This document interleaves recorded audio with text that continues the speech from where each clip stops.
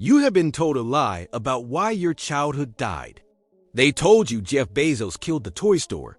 They told you the internet made the backwards R obsolete. But in the world of high finance, truth is a luxury and bankruptcy is a strategy. This was not a business failure. It was a $13 billion heist. A leveraged buyout, so aggressive it was essentially a corporate bust-out. While you were walking through the aisles, the men in suits were already planning the liquidation. They took a profitable American icon, saddled it with debt it could never pay, and then charged it advisory fees while it starved. And the craziest part? In 2025, the zombie version is back, and it's more profitable for the bankers than ever. Welcome to the autopsy of a planned disaster.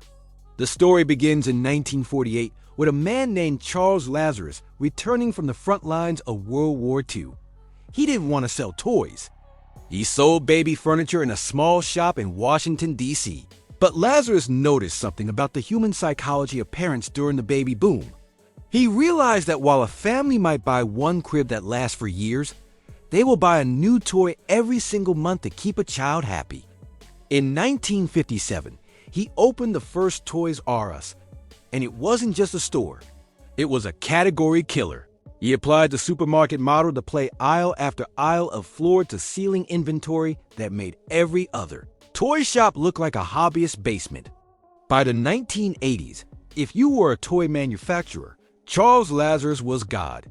If Mattel or Hasbro didn't play by his rules, their products didn't exist to the American public. At its peak, the company owned 25% of the entire U.S. market and brought in $13 billion in annual revenue. It was a kingmaker. It created the must-have Christmas crazes from Cabbage Patch Kids to Tickle Me Elmo. But on Wall Street, massive success doesn't just attract customers. It attracts vultures who see a company's success as an untapped resource to be mined. In the mid-90s, the first cracks appeared, but they weren't financial, they were digital. As a category killer, Toys R Us was arrogant. They believed their physical dominance was permanent. When a small online bookstore called Amazon started selling toys, Toys R Us made a deal that would go down as the most catastrophic partnership in retail history. They signed a 10-year exclusive contract to be Amazon's sole toy provider. They thought they were using Amazon for their tech. In reality, Amazon was using them to learn exactly which toys sold, who bought them, and how the supply chain worked. By the time Toys R Us realized they were training their own executioner, it was too late. They sued Amazon and won a $51 million settlement in 2009. But the damage was trillions of dollars in lost potential. They had failed to build their own digital infrastructure because they were too busy relying on a competitor. While they were tied up in courtrooms, the private equity vultures were circling overhead, looking at the company's massive real estate holdings and its billion-dollar cash flow.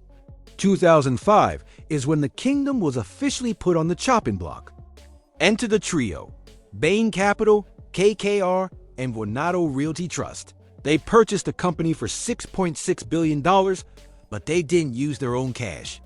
They used a leveraged buyout, or LBO. This is a financial maneuver where a buyer borrows the money to buy the company and then places that debt onto the company's own balance sheet. It's like buying a house, but making the house pay for its own mortgage. Overnight, Toys R Us went from a healthy company to a debt slave, owing $5 billion to lenders it never asked to borrow from. The interest alone on this debt was $400 million every single year. Imagine that over $1 million every single day, 7 days a week, had to be paid to Wall Street before a single dollar could be spent on the business. This was the planned part of the disaster. The owners knew the retail landscape was getting harder, so they ensured they would get their money out first through management fees and dividends, while the actual stores were left to rot. Every Lego set and Barbie doll sold was no longer funding the future. It was servicing a debt that was designed to be unpayable. For the next decade, the stores became depressing warehouses. If you visited a Toys R Us in the 2010s, you saw the decay.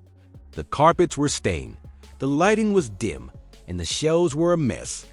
There was no money for modernizing the shopping experience because every cent was being shoveled into the furnace of debt interest.